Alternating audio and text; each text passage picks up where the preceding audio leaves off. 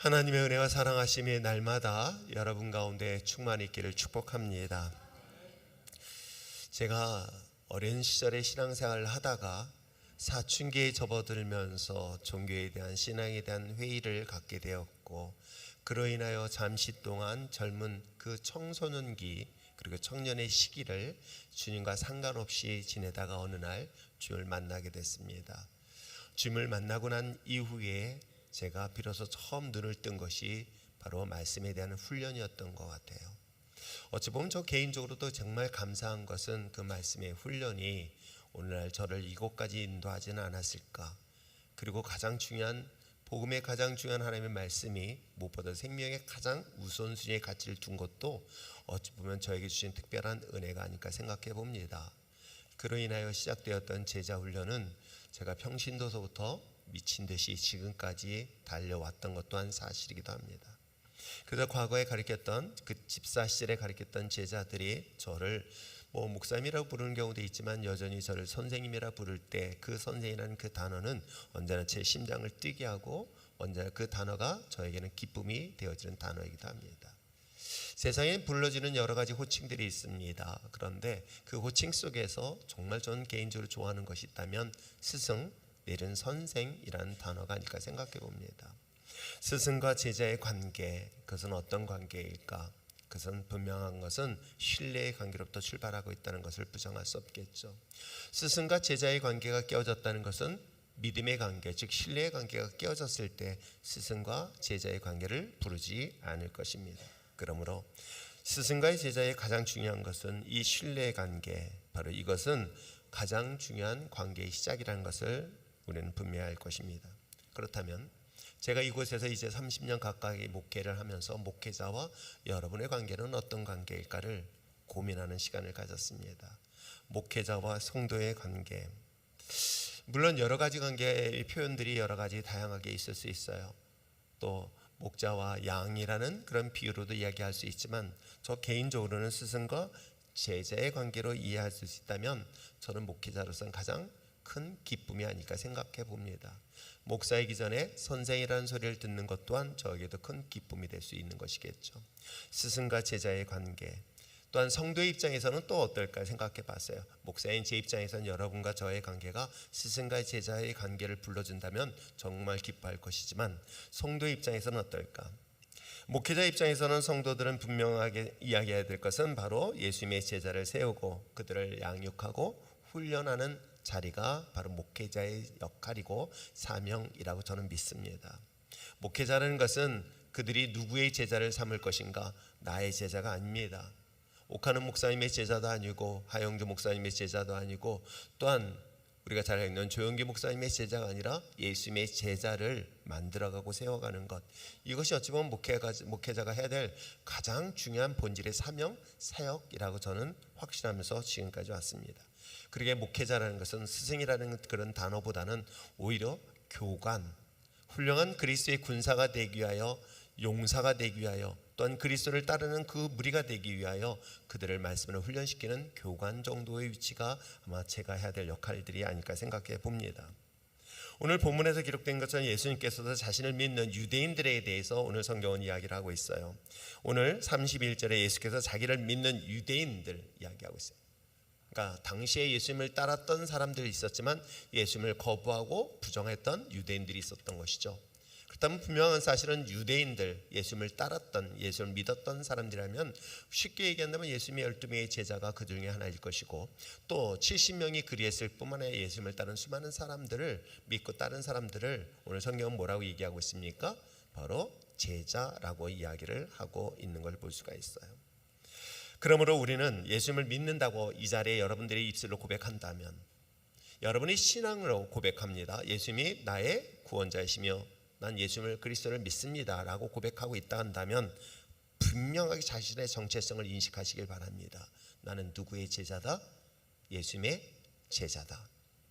이건 자기 인식 중요한 것입니다. 여러분, 스승과 제자의 관계는 본받는 거예요. 닮아간다라고 이야기를 합니다. 그렇다면 우리가 정말 예수 그리스도를 믿는다고 한다면, 오늘 제가 얘기한 게 아니라 성경이 그렇게 얘기를 하고 있어요. 예수께서 자기를 믿는 유대인에 이르되 너희는 내 말을 거하면 참 내 제자가 될 것이다 라고 이야기를 하고 있어요. 그런 예수님을 믿는 유대인들, 그렇기 때문에 전제 조건으로 인해서 그들은 뭐예요? 예수님의 제자다라고 이야기를 하고 있는 거예요. 물론 여기서 이 제자는 참 제자가 있고 약간의 덜된 제자가 있는지 몰라도 아무튼 본문에 기록된 것은 예수를 믿는 자들은 예수님의 제자다. 그러므로 여러분 또한 예수를 믿고 이 자리에 앉아 있다고 한다면 누구의 제자다? 예수님의 제자다. 물론 여기엔 서열은 좀 있겠죠. 예수님을 따랐던 12명의 제자 중에서도 예수님과 가장 가까이 있었던 최측근이 있다는 걸 볼 수가 있어요. 그렇죠? 최측근. 베드로와 야고보와 요한 같은 경우는 아주 최측근이라고 볼 수 있고, 그거보다 좀 더 아웃사이더도 있겠지만, 그런데 여러분 어떻습니까? 여러분들이 최측근이 되든 무엇이 됐든 여러분이 분명한 사실은 나는 누구의 제자다? 예수님의 제자다. 이게 자기 인식이 필요합니다. 자기가 누구인지를 발견하고 이것을 고백하고 그렇게 삶을 살아내는 것은 그리스도인에서는 굉장히 중요한 가치이기 때문에 이 본문을 기억했으면 참 좋겠습니다. 자, 그렇다면 예수님의 제자가 되는 것에 있어서 가장 기본적인 조건들, 그것이 뭐라고 얘기하고 있을까? 그래서 믿는 세상을 대상으로 하는 거예요. 믿는 사람들, 예수님을 따르는 자들을 이야기해도 좋습니다. 예수님을 따르고 예수님을 믿는 사람들, 그 중에서 참 제자가 누구라고 얘기하고 있냐면 내 말 안에 거하는 자라고 이야기를 하고 있어요. 하나님의 말씀, 예수님의 말씀에 거하는 자, 그 말씀을 소유한 자, 또한 그 말씀을 다른 표현을 하면 그 말씀에 머물러 있는 자라고 표현을 할 수 있는 것입니다. 예수님의 말씀이 우리의 삶의 기준이 되는 것, 예수님의 말씀이 삶의 중심이 되어지고 또 예수님의 말씀이 나의 삶의 목적이 되어지는 삶을 살아가는 삶, 그게 바로 뭐라고 얘기하고 있다? 주님의 말씀 안에 거하는 자, 그걸 참 제자다라고 성경은 말하고 있습니다. 예수님의 말씀에 대하여 예수님을 믿고 순종하는 삶을 사는 것이 곧 주님의 말씀 앞에 거하는 자의 삶이라는 것을 우리는 분명히 알 수 있겠죠. 저에게도 개인적으로 많은 멘토, 스승과 같은 그런 교수님이나 지도자들이 있습니다. 그분들의 말씀에 의하면 어디든 간에 가장 중요한 것은 그분에 대한 신뢰 때문에 내가 그분의 말씀들을 귀 기울이게 되어지고 존중하게 되어지고 따르게 되는 것은 당연한 것 아닐까요? 예수님의 말씀을 들었다가 때에 따라서는 기분이 나쁘다고 해서 듣지 않았다가 이런 것을 말하고 있지 않습니다. 오늘 본문에 보면 Continue in my word라고 써 있어요. Continue, 계속하라는 거야. 하나님의 말씀 앞에 계속 머물러 있으라고 얘기하고 있는 거야. 내가 들었다, 기분 좋으면 들었다가 기분 나쁘면 상하면은 오늘 날씨에 따라서 그 예수님의 말씀을 들었다 아니면 듣지 않았다 그런 이야기를 하지 않고 있습니다. 그 주님의 말씀 안에 계속 머물러 삶을 살아가는 자들이 예수님의 참 제자다. 저는 개인적으로 목회를 하면서 여러분들은 제 목회의 처음 시작부터 제가 그렇게 하나님 앞에 서원하고 서약하고 그렇게 준비했던 것들이 있어요. 어떻게 하면 여러분들을 예수님의 참 제자로 세울 것이고 만들 것인가? 어떻게 하면 여러분들이 예수님을 주목하고 예수님을 닮아고 예수님의 말씀 앞에 거하는 그런 참 제자가 될 것인가? 제가 참 잘 쓰는 표현들이 몇 가지가 있어요. 진짜라는 단어, 리얼이라는 단어. 진짜 그리스도인인가? 내가 진짜 믿음의 사람인가? 난 진짜 성도인가? 하도 우리 이미테이션이 많이 있다 보니 진짜와 가짜가 상 구별하기 어려운 시대에 살고 있는 건 분명히 맞아요. 그러나 여러분 어떤지 아십니까? 저와 여러분 어느 누구도 하나님의 심판 앞에 예배되는 사람 없습니다. 주님이 다시 오시는 그날이 재림의 때가 될 수 있겠지만 인간의 개인의 죽음 또한 주님 앞에 심판 앞에 서는 그 자리가 바로 우리 인간의 죽음의 자리인 거예요. 내가 이 육신의 죽음의 자리 앞에 여기서 예외인 사람은 단 한 사람도 없습니다. 그 자리에 섰을 때에 내가 비로소 예수님을 믿고 참 제자로서 구원받는 사람이 될 것인가? 마치 부자와 거지 나사로의 비유처럼, 그런 사례처럼 우리 육신의 몸이 죽는 순간 우리는 분명히 나눠지게 되어 있습니다. 그래서 진짜 그리스도인 된다는 것, 진짜 참 제자가 된다는 것은 여러분의 신앙생활 속에서 가장 중요한 가치라는 것을 절대로 잊지 않기를 부탁드립니다. 계속해서 끊임없이 주 예수 그리스도의 말씀을 듣고 그 말씀에 따르며 그 말씀에 순종하는 것, 그것이 바로 오늘 성경에 기록된 것처럼 예수님의 참 제자의 가장 기본적인 조건이라고 이야기를 하고 있습니다.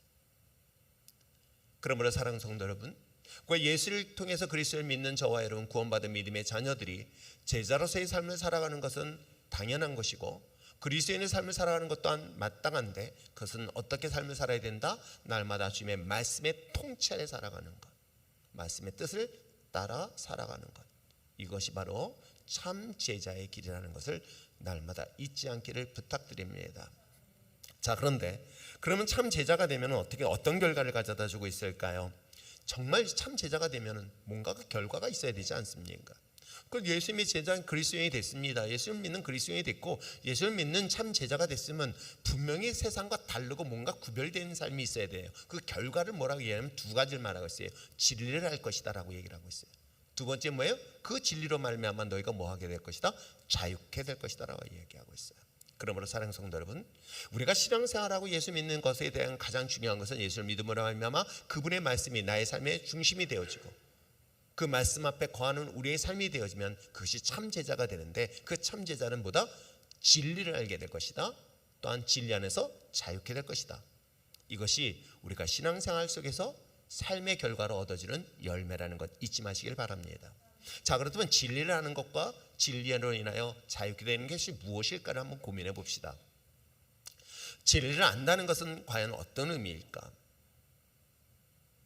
얼마 전에 우리 며느리가 그런 얘기를 합니다. 아버님, 어떻게 하면 돈을 많이 벌 수 있을까요? 라고 또 질문을 던져요. 그래서 신랑을 잘 만나야 된다 라고 얘기를 하려다가 부부싸움 또 날까 봐서 말 못하겠고, 굉장히 쉽단다 라고 얘기를 했어요. 그게 뭐예요? 나중에 내가 따로 가르쳐 줄게, 개공박두 하고 이야기를 거기서 더 이상 진전을 하지 않았습니다. 여러분, 인생을 살면서 누구나 다 행복하길 원합니다. 여기 앉아 계신 여러분 중에 불행하길 원하시는 분들이 있으면, 특별히 지금 한영미 집사가 손을 가까이 들었어요. 제발 이럴 때 손을 올리지 마십시오. 불행하길 원하시는 분 있으면 손 들어보시기 바랍니다. 여기까지 올렸니? 세상은 불행하길 원하는 사람 단 한 명도 없어요. 모두 다 행복하기를 원해요. 행복하기를 원해서 여러분 열심히 공부도 하고요, 또 행복하기 위해서 결혼이라는 것을 선택하기도 하고요, 행복하기 위해서 좋은 직장 또는 돈을 벌거나 등등 여러 가지 일들을 합니다. 행복하기 위해서요. 그러면 행복하기 위한 것들은 나머지들은 다 조건들이 되겠죠. 돈이 그 중에 하나일 것이고, 건강도 그 중에 하나일 것이고, 가정도 그 중에 하나일 것이고, 등등 여러 가지들이 분명히 행복한 조건들의 요소들이라는 것을 부정할 수 없을 것입니다. 그러므로 여러분, 이 모든 것들은 결국 궁극적인 우리 삶의 목적은 뭐예요? 행복이라는 단어를 우리는 분명히 알게 될 것입니다. 그렇다면 행복할 수 있는 방법에 대한 걸 얘기하는 거예요. 그 방법이 바로 진리를 말하고 있는 거예요. 왜? 우리는 세상에 행복하기 위해서 여러 가지 방법들을 써봤습니다. 이 방법 저 방법 써봤지만 그것이 완전하게 나를 행복할 수 없다는 사실들의 회의감에 빠지고 실망하고 낙심하는 사례들을 얼마나 많이 보게 되어지는지 몰라요. 그렇다면 이 완전한 행복을 얻게 한 유일한 방법이 뭘까? 그게 바로 진리라고 얘기하고 있는 거예요. 이 진리. 그래서 오늘 본문에 기록되는 진리를 안다는 건 뭐냐면, 궁극적으로 우리 인생에서 가장 중요한 소중한 가치인 행복, 이것을 얻기 위한 유일한 방법이 하나가 있다. 그것이 뭐다? 그게 진리다. 그 방법을 알게 될 것이다 라고 얘기를 하고 있는 것이 바로 오늘 본문의 참 제자가 된 결과라고 이야기를 하고 있는 거예요. 여러분, 그러므로 여러분이 행복하기 위해서 필요한 이 여러 가지 많은 것들, 그걸 또 다른 성경에 표현하기를 뭐라고 표현하고 있는지 아십니까? 바로 구원이라는 단어를 소개하고 있어요. 가난한 사람들에게서의 물질의 풍요하라면 그 사람은 가난으로부터 구원을 받는 그 자리에 있을 것입니다. 육신의 질병으로 고통당하는 사람이 육신의 질병으로도 고침을 받는 것 또한 구원의 일부분일 것입니다. 가정의 위기를 만나고 어려움을 당합니다. 슬프고 분노 속에서 좌절과 낙심하고 있었을 때 이 가정을 행복하게 만드는 것 또한 구원의 한 종류일 것입니다. 이런 작은 종류의 구원의 의미 속에서 유일하게 모든 것들의 원웨이, 일방적인 답 하나, 딱 하나밖에 없어요. 답이 하나예요. 이것이 마치 하나를 먹으면 이 모든 것들에 대하여 답을 얻을 수 있는 것처럼, 이것에 대한 참된 하나만 가지면, 하나만 소유하면은 이 모든 문제가 한꺼번에 다 해결되어진다는 놀라운 원리, 그것을 바로 진리라고 말하는 거예요. 근데 놀랍게도 참 제자가 되면 어떻게 한다? 그것을 알 수 있다라고 성경은 말하고 있는 거예요. 사랑하는 성도 여러분, 여러분이 정말 궁극적으로 주님 앞에 여러분의 인생에서 행복하길 원하고 성공하길 원하고 정말 여러분 삶 속에서 하나님의 풍성한 은혜 안에 누리길 원하신다면 참 진리를 얻는 그것을 알 수 있는 여러분 되시길 바랍니다. 그것이 뭐다? 예수님의 참제자가 되는 거예요. 그 참제자가 되는 것은 무엇이다? 그 말씀 안에 거하는 삶, 바로 이것을 성경은 말하고 있어요. 자, 그러면서 두 번째 얘기하기를 뭐라고 했어요? 그 진리가 너를 뭐한다? 자유케 한다라고 얘기하고 있는 거예요. 구원의 말씀으로 인하여 내 삶에 묶여있는 모든 것으로부터 해방되어진다는 것을 말하고 있는 거예요. 묶인 삶, 묶인 삶. 그 묶인 게 뭘까? 때에 따라서는 그것이 가난이 삶의 저주처럼 느끼며 살아가는 사람들이 우리나라에 이제는 서서히 그런 부분에 대해서는 좀 멀어질 수 있지만은 많은 선교지의 선교 보고를 할 때마다 안타까운 게 그들이 묶어 있는 가난이라는 이 저주에 묶여 있는 것들. 어디 가난뿐이겠습니까? 질병.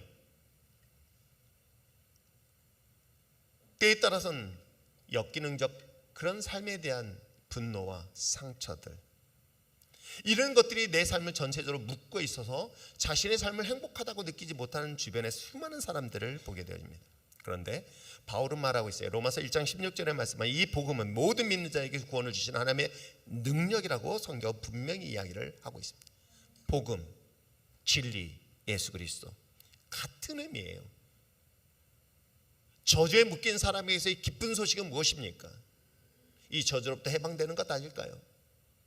육신의 질병으로 고통당하며 죽음을 눈앞에 둔 사람에게서 이 질병으로부터 고침을 받는 것, 그것이 기쁜 소식 아닌가요?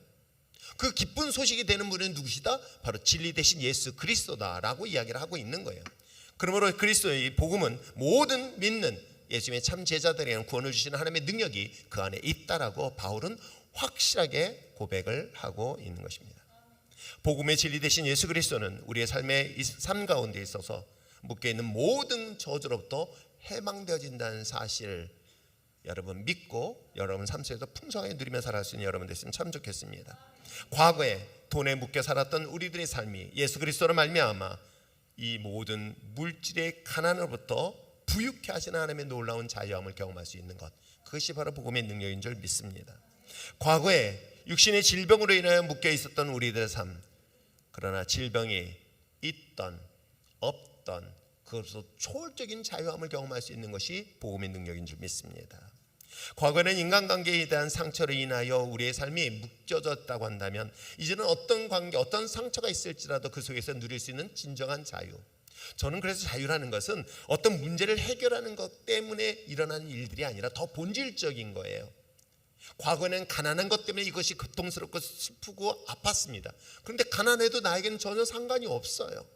과거는 육신의 질병 때문에 괴로웠습니다. 고통스러웠습니다. 그런데 육신의 질병이 있던 육신의 질병이 없던 나하고는 그게 관계가 없어요. 왜? 복음으로 말미암아 이곳부터 뛰어넘는 놀라운 자유함을 경험할 수 있는 그런 단계의 위치를 성경은 말하고 있는 것입니다. 예수 안에서, 진리 안에서 누릴 수 있는 진정한 자유, 그것은 더 근본적으로 죄와 사망으로부터 해방되어지는 것을 오늘 성경 본문을 분명히 이야기를 하고 있는 것입니다. 진정한 자유는 눈에 보이는 것에 대하여 영향을 받는 것이 아닙니다. 진정한 자유는 눈에 보이지 않는 그 영원한 것 때문에 내가 자유할 수 있는 것이에요. 지금 내 눈앞에 보이는 것 때문에 연연하는 것이 아니라 내 눈에 보이지 않는 영원한 나라가 있기 때문에 내 눈에 보이는 것에 대하여 영향을 전혀 받지 아니하는 정도의 상태, 바로 그것이 진정한 자유 아닐까요? 그렇기 때문에 이러한 경우에는 내가 비록 환경이, 내 상황이 다른 사람들이 볼 때 불행하다고 느껴도 나는 그 속에서의 진정한 자유를 느끼고 오히려 더 풍성한 하나님의 은혜를 경험할 수 있는 상태, 그것이 바로 전 진정한 자유의 하나님의 거룩한 삶을 누리는 모습이 아닐까 생각해 봅니다. 그렇다고 해서 여러분 그러한 삶을 하나님은 또 원하시지 않습니다. 걱정하지 마시기 바랍니다. 한 가지 분명한 사실은 여러분 환경과 상황 때문에 여러분이 연연했던 우리들의 삶이 이제는 어떤 환경과 상황에도 흔들리지 아니하는 진정한 행복과 기쁨, 이게 진정 자유인 줄 믿습니다. 그렇다면 한번 질문 한번 던져봅시다. 자, 우리가 말씀드린 것처럼 주님의 말씀 앞에 거하는 믿는 사람들이 참 제자가 되고 참 제자가 되어지면 우리가 행복할 수 있는 그 진리, 그것을 알게 됐습니다. 성공할 수 있는 진리, 그 방법도 알았습니다. 그로 인하여 난 진정한 자유를 경험했습니다 라고 성경은 지금 오늘 본문의 31절과 32절의 말씀을 우리가 통해서 알게 됐습니다. 그런데 한 번쯤 이 문장에 대해서 한번 질문을 던져보시길 바랍니다. 나는 예수님의 제자인가?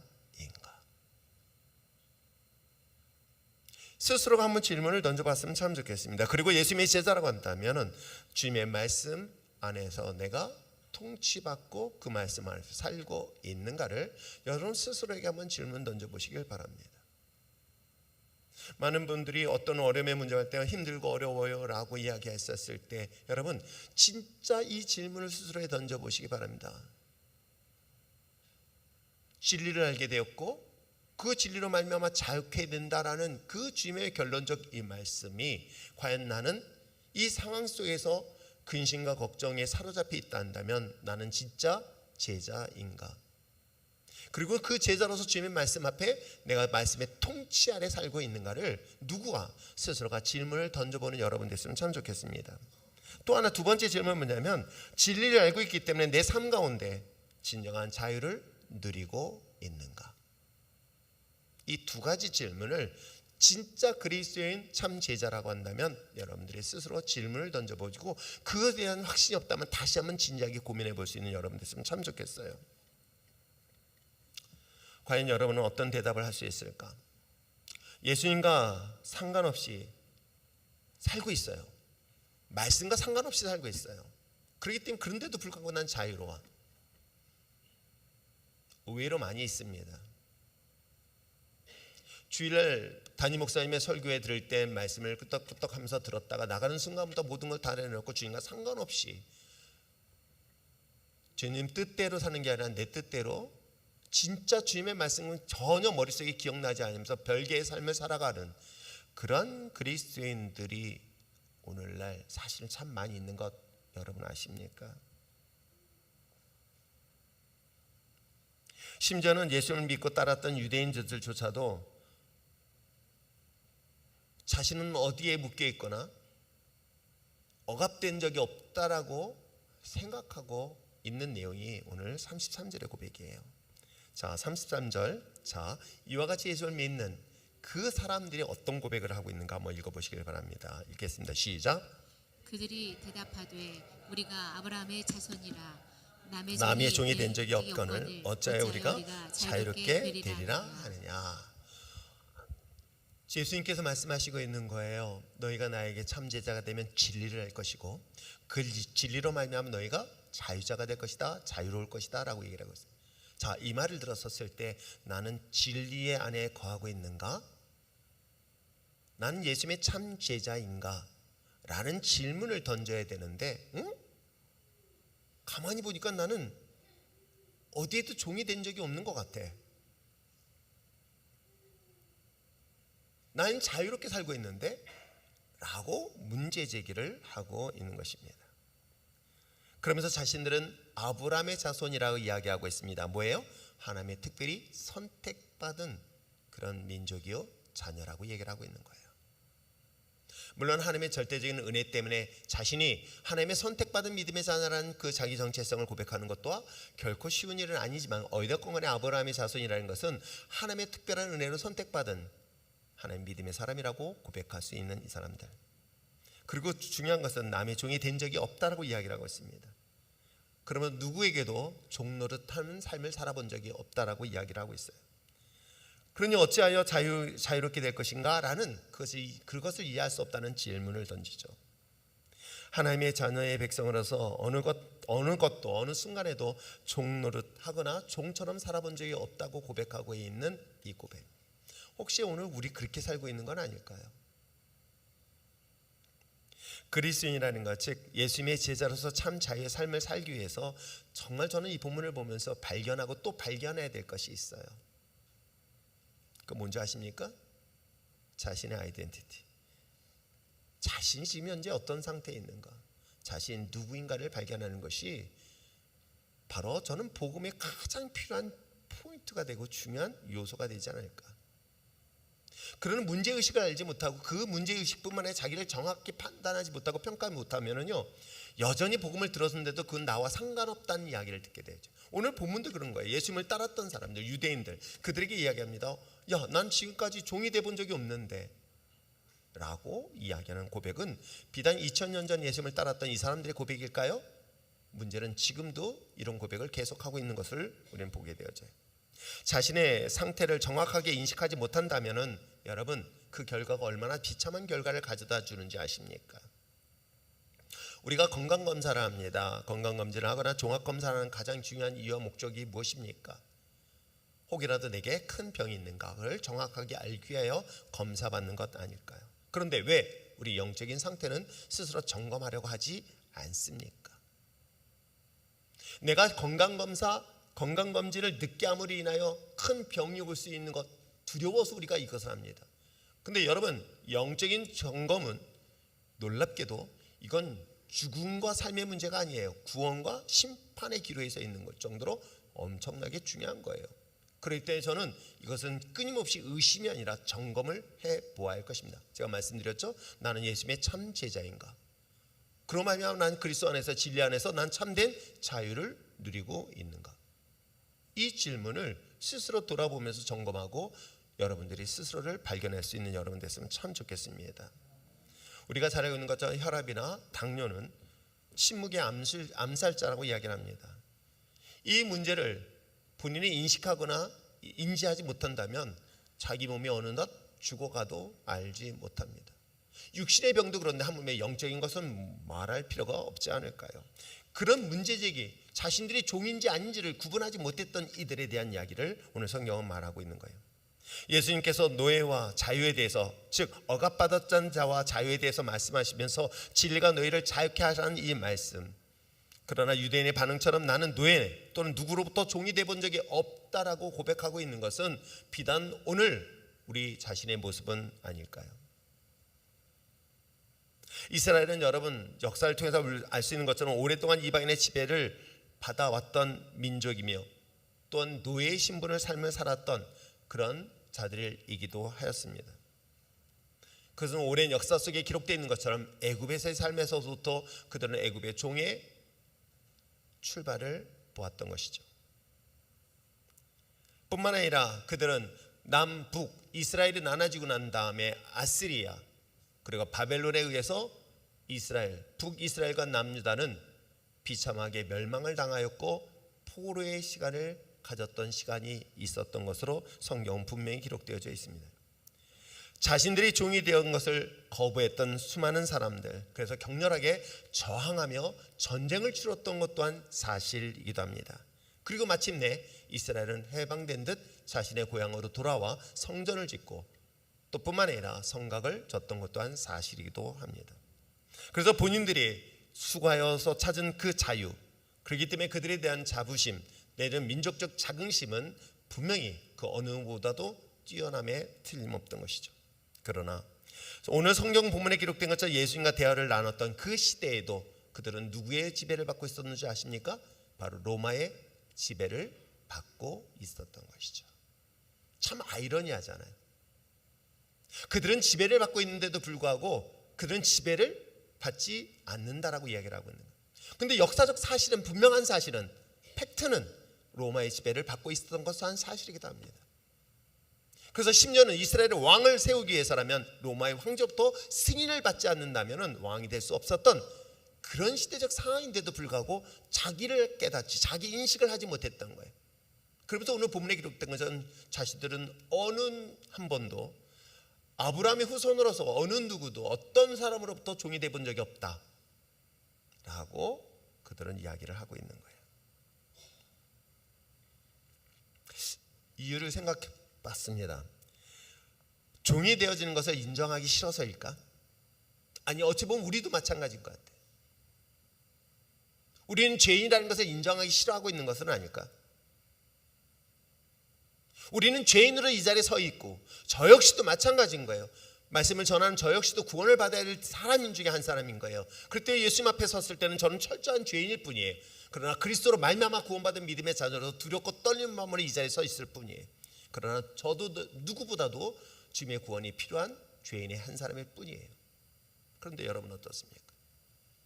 혹시 그것을 인정하기를 거부하고 있는 것은 아닐까? 마치 현실을 거부하거나 부정하는 것처럼. 때에 따라서는요, 더 중요한 것은 인식하지 못한다는 거예요. 자신이 죄인인지, 자신이 심판받아야 될 대상이라는 것을 인식하지 못하는 것 또한 아주 심각한 상황이 아닐까. 저는 그것을 현실적인 무시라고 보여주고 있어요. 그러고 우리는 세상 속에 자유로운 듯 싶으나 사실은 종된 삶을 살아가고 있는데 자신이 종인지를 모르고 있고 인식하지 못하고 살아가고 있는 것. 비단 오늘 우리들뿐만 아니라 오늘 성경이 등장하고 있는 예수를 믿는 바로 유대인들에게도 동일하다는 걸 볼 수가 있는 것입니다. 여전히 우리는 종의 삶을 살고 있습니다. 지배받는 자의 삶, 무엇에? 어찌 보면 세상 권세, 때에 따라서는 악한, 때에 따라서는 물질, 세상의 수많은 것들에 의해서 우리는 적당히 타협하면서 지배를 받고 있는 것 아닌가요? 어느 누구도 물질 앞에서 자유롭지 못하다는 것은 여러분 말씀을 전하는 목회자는 예외일까요? 똑같습니다. 어느 누구부터 그 자유롭다라고 이야기하지만 물질이든 건강이든 삶의 여러 가지 다양한 문제이든 이 문제 앞에서 사로잡혀 근심과 걱정하는 이 모든 사람들의 모습. 근데 중요한 것은 그것을 인식하지 못하는 것이 더 심각하지 않을까. 2000년 전 예수님 당시에도 저는 또 하나의 그들을 묶고 있는 것이 하나 있었으니 그것은 바로 종교가 아니었을까 생각해 봅니다. 종교가 또 하나의 의무이고 책임이며 그것이 전통이 되어 있었을 때 그것이 또한 하나의 무거운 짐으로 보여주고 있는 내용. 오늘 우리들의 신앙은 한번 여러분 스스로 점검해 보시길 바랍니다. 혹시 의무적으로 또는 습관적으로 기쁨과 감사 없이 예배와 찬양을 드리고 있는 것은 아닐까요? 목사인 우리들도 마찬가지입니다. 이게 습관이 될 수 있는 거예요. 직업으로 예배 드릴 수 있다는 거. 이게 정말 두려운 거예요. 때에 따라서는 가정의 평화를 지키기 위해서 아니면 습관 때문에 아니면 직분 때문에 아니면 사람들의 눈치 때문에 물론 그렇다고 해서 부담감을 갖지 말라는 것이 아닙니다. 저는 하나님 앞에 드리는 모든 예배 또한 두렵고 떨리는 마음으로 거룩한 부담감을 가지고 하나님 앞에 나오라고 권면을 하고 싶습니다. 왜? 혹이라도 자유가 잘못하면 방종이 될 수 있기 때문에 그렇습니다. 그러나 자유하기 위하여 이 방종을 의미하는 것이 아니라 죄로부터 그건 세상의 통치로부터 악한 영으로부터 자유함을 통한 드리는 예배, 그 감격적인 예배가 오늘 우리가 진정으로 드려야 될 예배의 본질의 모습은 아닐까요? 자신에게 묶여있는 이 모든 것들을 발견할 수 있을 때 비로소 복음의 진리가 필요한 것 여러분 아십니까? 갈릴리 호수에서 예수님을 만났던 베드로가 그리했던 것입니다. 예수님을 통해서 두 배를 가득 채우는 기적을 경험했을 때 그가 발견한 것은 물고기가 아니에요. 자기를 발견한 거예요. 나는 죄인입니다. 감당할 수 없습니다. 혹시 우리 이 자리에 나는 죄인입니다라고 자신을 진정으로 고백하면서 자신을 고백할 수 있는 용기 있는 사람이 몇이나 될까?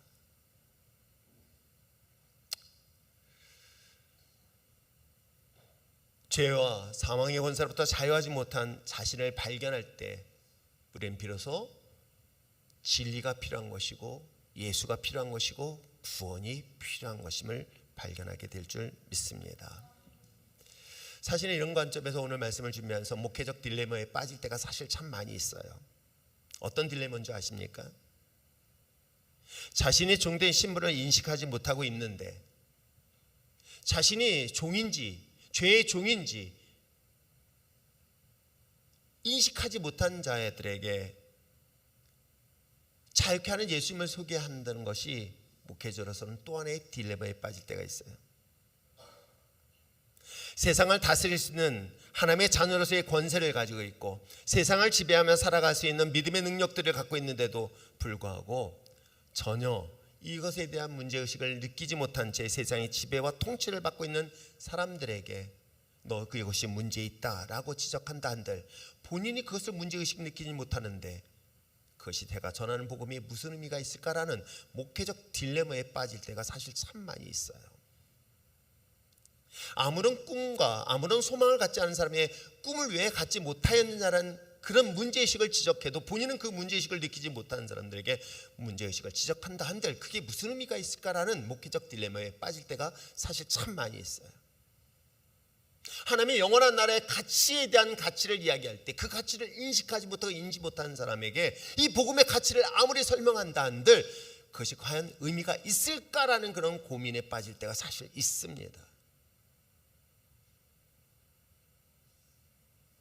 이 세상 짧게 길어봐야 100년도 못 사는 삶, 그러나 영원한 하나님의 나라가 있다는 것에 대한 가치를 설명하려고 해도 이 가치를 발견하고 이 가치를 알지 못하는 사람들에게 이 가치를 설명한다 한들 그걸 과연 이해할 수 있을까라는 목회적 딜레마에 빠질 때가 사실 참 많아요. 그러니 차라리 이것보다는 하나님 여러분을 용서하시고 여러분 잘못했을 때 용서하시고 사랑하시고 위로하시고 그것이 여러분들이 직접적으로 더 듣기 좋은 소리로 들리지는 않을까, 이 고민을 하게 되어져요. 어떤 선택을 할까? 어떤 걸 바르게 가르칠까?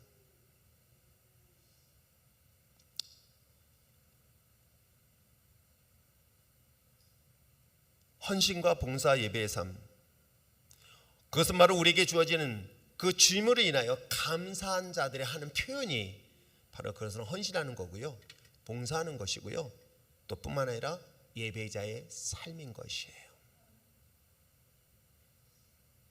참된 자유자는 죽음 앞에서도 자유할 수 있기 때문에, 물질 앞에서도 자유할 수 있기 때문에 세상은 감당할 수 없는 자들이라고 이야기를 하게 되는 것입니다. 왜? 하나님의 말씀을 따르는 그리스도인이 되기 때문에 그렇습니다. 저는 우리 일중교회 신앙공동체, 우리들의 삶 속에서 하나님이 주신 이 복음의 참된 진리, 그 가치, 이걸 어떻게 하면 여러분 삶 속에서 발견할 수 있을까? 그리고 그런 말미암아 여러분의 인생에서 일희일비하면서 누렸던 그 행복이 아니라 어떤 환경과 상황 속에도 흔들리지 아니하는 진정한 행복, 내가 돈을 많이 벌어서 행복한 것이 아니라, 돈이 없다고 불행한 것이 아니라, 돈이 있던 없던, 내 몸이 건강하든 건강하지 아니하든, 내가 죽어가던 죽지 아니하던 상관없이 그리스도 안에서 참된 행복을 누릴 수 있는 자유함, 어떻게 하면 우리 성도들로 하여금 이 기쁨을, 이 자유함을 풍성하게 누릴 수 있을까?